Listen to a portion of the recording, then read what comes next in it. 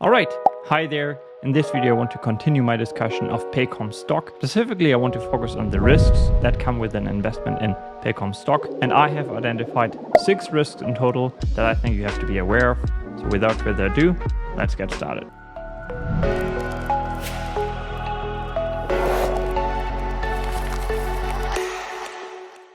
All right, hi there. So first of all, disclaimer, I do own some shares of Paycom Stock. As of today, my investment in Paycom's stock represents somewhere between 2.5 and 3% of my total portfolio. So it's a relatively small position considering that I run a very concentrated stock portfolio of around, I think it's 12 to 30 names. And as I said in the introduction of the video, today I want to talk about 6 different risks that I think investors who do want to own shares in Paycom have to be aware of. And let's just jump right into the first risk that I have identified. So the first risk is that, of course, any recession that may come along in the future will lead to an increase in the number of unemployed people, which in turn will, of course, impact payroll firms like Paycom. And some people might argue that with the rising interest rates that we have experienced over the last year and all of the consequences rising interest rates have for businesses all around the world, well, with that in mind, the risk of a recession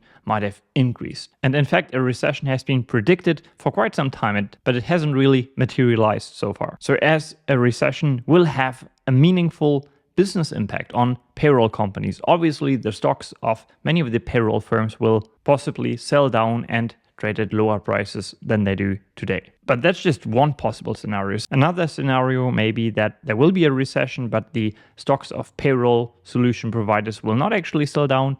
Then there may not be a recession in the short or near term. And obviously, and I think most importantly, you have to understand that this risk is pretty short term in nature. Eventually, the employment rates would recover. And in fact, I would actually like to see a recession in terms of my investment in Paycom, because I could see the price coming down further. Obviously, I don't know, but I guess that's one possible scenario. And if you are a long-term investor, this might actually give you a more attractive entry point, because as I just said, eventually the employment rates will recover. And I guess whether or not we will have a recession next year or in 2 years doesn't really impact the true intrinsic value of Paycom stock. I think what really matters is whether Paycom can maintain its position in a very competitive market. I'll get to that in a second. Can continue to innovate, can continue to deliver on the product side. And I guess that's what long-term investors should really focus on and not whether there will be a recession next year or not. Then the second risk I want to talk about is the risk of Paycom actually selling a commodity, so a commoditized product.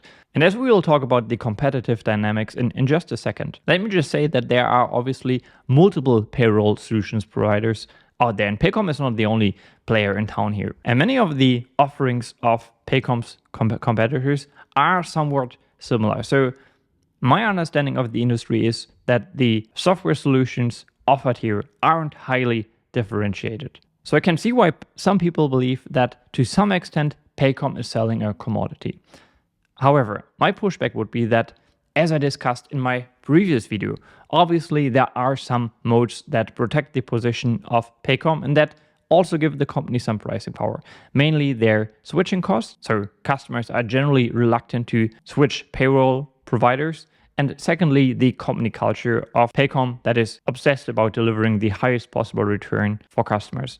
And I have to say that over the last year or so, I've actually come to appreciate the role that management plays in delivering returns over the long term, because the company is just executing very well. I've come to appreciate this even more. So I would urge you not to underestimate the culture that Paycom kind of embodies. Okay, then thirdly, risk number 3 is the competitive landscape that Paycom is operating in. And to some extent, we've just discussed this, but I want to add some more detail and context on this topic. So I think there's no question about the fact that the payroll and HR software space is a highly competitive space and industry to do business in. And I'm going to show you some of the competitors in a second, and it will show that the space is actually pretty crowded. So for example, I came across this pie chart here that shows, it has a German title, but basically shows the top 10 providers of HCM software in the United States in 2021. And if you only look at the top 10 companies, those are their respective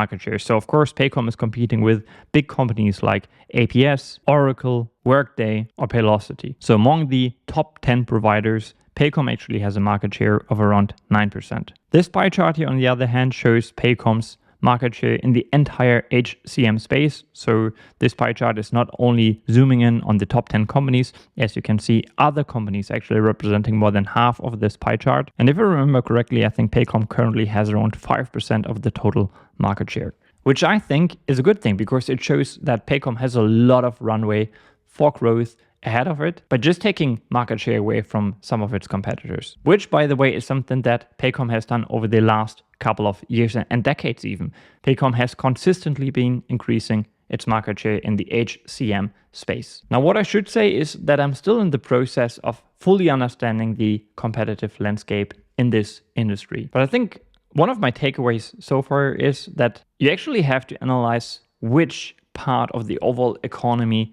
each payroll solutions providers actually focus on. So you've got businesses that are rather focused on the very large enterprises. And especially in the US, the very large enterprise businesses, they are mainly relying on the payroll software of just two providers, namely automatic data processing, so that's ADP, or Paychex, trading under the ticker symbol PAYX. And as this table here shows you, the enterprise space is actually the most attractive one because this is the area where most of the money is made. Paycom, on the other hand, is not focused on enterprises yet. I think they are trying to expand into this market as well, of course, but as of today, their main focus is on the small and medium-sized businesses. And in this SMB space, Intuit and their QuickBook product has long been dominating that area. So let's bring all of this together. Clearly, Paycom is operating in a very competitive industry. I think that's important to be aware of.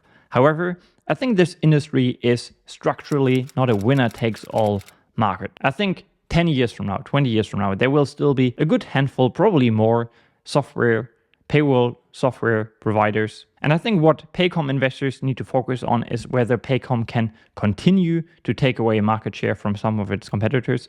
And of course, you also want to laser focus on the retention rate of Paycom customers. All right, this brings us to risk number 4. And this risk is all about the management team. So first of all, quite recently, there was an audio recording leaked on YouTube in which basically an internal staff meeting was recorded secretly, of course. And in this recording, I recommend you watch it yourself. Basically, the CEO, so Chad Richardson, was somewhat urgently pointing out that he thinks they need to fix or improve their product offering to really laser focus on the product that Paycom is offering. And he was demanding kind of a mindset shift. He wanted everyone to be laser focused, hardworking, passionate about their product. And if they aren't willing to put in the work, he basically said they can leave. And one of my viewers actually commented below my first initial Paycom video that, I'm just going to read it to you, this meeting, it sounded more like a company in crisis rather than a company with a leading product enhancement, i.e. Betty. And of course he's right. I mean, in a way, this meeting and the fact that the CEO, so Chad Richardson, seems somewhat worried and he actually canceled a ski trip to continue working on the product. This is something that should worry you a little bit, right? But in a way, I can also take something positively away from that secretly recorded internal meeting, because I think it shows that the CEO is turning up the heat, and kind of similar to maybe Mark Zuckerberg in, I think it was late 2022, he realized that the company now needs to move fast, fix a few issues that have come up, and he's willing to take everyone who's willing to work hard with him, and everyone who is not, they can leave the company. And I think Mark Zuckerberg actually articulated something very similar like a few years back, as I said, like two or 3 years back, when more recordings of like a day in the life at Meta were published on Instagram, which were kind of showing that people had quite a good lifestyle, coming late to office, enjoying all of the conveniences that come with working at a big tech company. And it also reminded me of kind of a philosophy that I recently came across that kind of resonated with me. And this philosophy stated that in order to succeed, a business actually needs to be constantly under stress. If things get too comfortable, the business might sooner or later actually get a problem. So let me just play a short clip from this internal recording to you that kind of shows you that the CEO is actually very passionately focused on improving Paycom's offering. We're allowing people to get closer to catching up to us. I mean, they haven't, because we have Betty and Gone and, single database, but I mean, if we stand still, they will. And so with 2024, all I want to do is fix our product. I don't want to go skiing. I don't want to go on vacation. Okay? All I want to do with my life, I don't want to go on a sales call. I don't want to talk to any investors. I don't want to have any board meetings, to be honest with you. All I want to do is fix this product. And so that's what we're going to do in product. And this will be the destination department. I hope you guys feel like that's happening, because that's where we're going. And so that takes efforts of everyone to do it. And the good thing is we have people that can do it. We did a 2-month sprint. We chose some product champions, people that we were given an opportunity to be product champions. I'm happy to say that of the 50 or so, there's quite a few that I think are going to make it, and there's some that are still developing, and any of you can still be a product champion, whether you're spec and you want to be a product champion. So he just said, quote unquote, all I want to do is work on product. And I don't think that is something investors should be worried about. Having a really good product is obviously, as explained, very important for all the other areas of the business.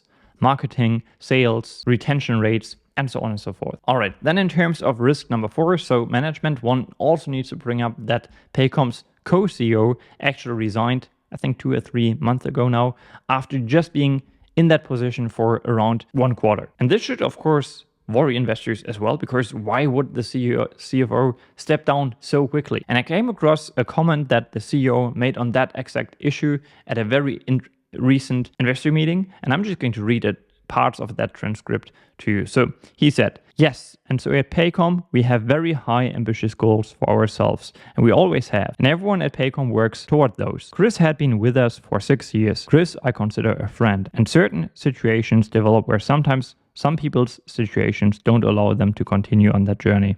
I will say that as the CEO of Paycom, I've done this for 26 years. I've had 1 CFO, I've had 3 sales leaders in that time, I've had 2 chief information officers in that time, and I've had 8 different people probably lead operations, starting with my sister for the first 11 years. And so at Paycom, we are family. In fact, the person that was leading our operations prior to Chris, Justin, had kind of moved on, and he's been back for about the last 7 or 8 months.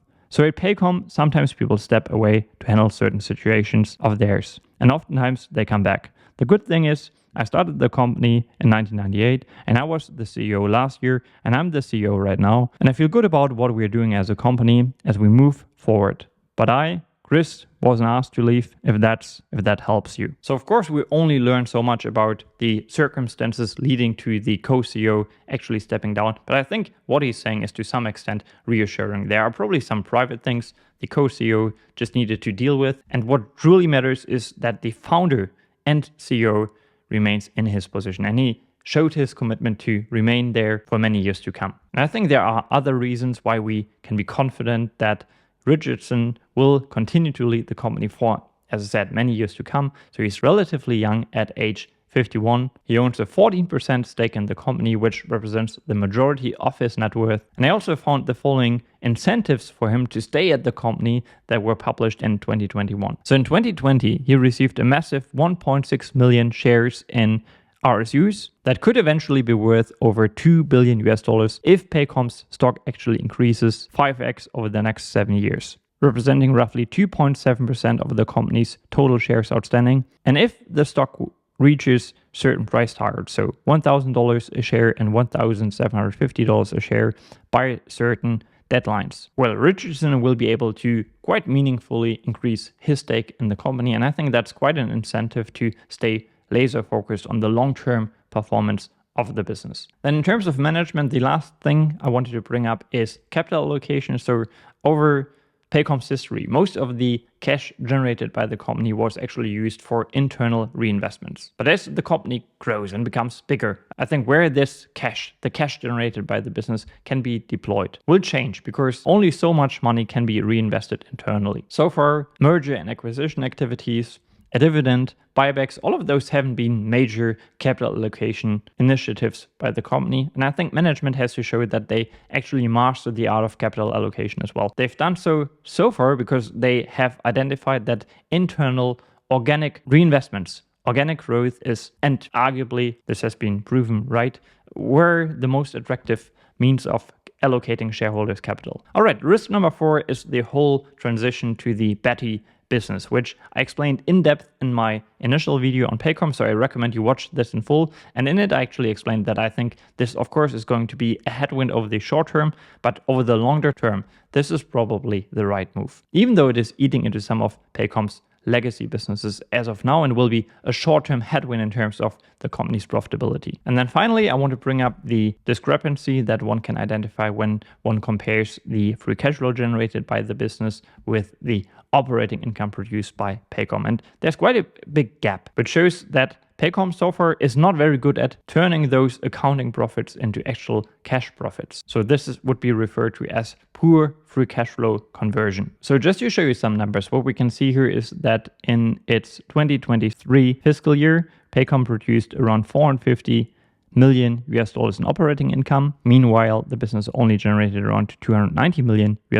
in free cash flow. And in 2023, the company actually spent around $190 million on capital expenditures. One may also bring up stock-based compensation expenses over the last 12 months. This is actually much lower, but in 2023, again, it represented $129 million. So once you account for all of this, the free cash flow generated by the business is actually meaningfully lower than the operating income. And as an investor, obviously you want to understand the reasons leading to this major discrepancy. I'm still in the process of truly understanding what is going on here. I've read quite a few things that try to explain that discrepancy, and here are the 3 things that I came across. So first of all, Paycom has been expanding its headquarters, and the costs for this were in the range of around $90 million.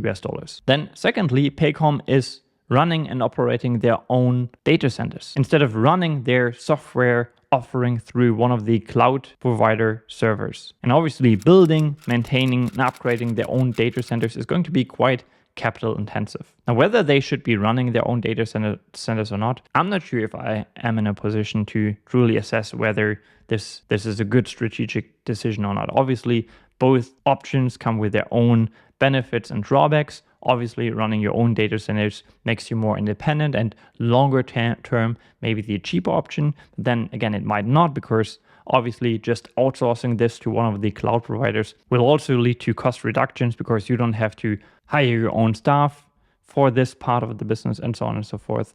So if you know more about this, feel free to comment about it in the comments down below. And then the last reason why the free cash flow generated by Paycom may be significantly lower than the operating income is the fact that Paycom is actually capitalizing its commission expenses, so its sales commissions expenses, and then amortizing those expenses over a 10-year period. I think it was a 10-year period, which of course will make their accounting income look higher than the actual cash generated by the business. And again, I can only encourage you to watch my first video on Paycom Stock, because in it I showed you that depending on how you want to value Paycom, depending on whether you want to do it on an operating income basis or a free cash flow basis, the stock may look very cheap or more fairly priced. And so far, Paycom only represents a fairly small weight in my overall portfolio, because I still have some question marks surrounding this business, as this video should have shown. And obviously, if you have more insights into one of the risks that I was discussing in this video, I would absolutely appreciate it if you can share your take in the comments down below. And I think I will wrap it up here with this video. Let me know what you think about the whole situation surrounding Paycom, and I'll see you in one of my next videos. Take care.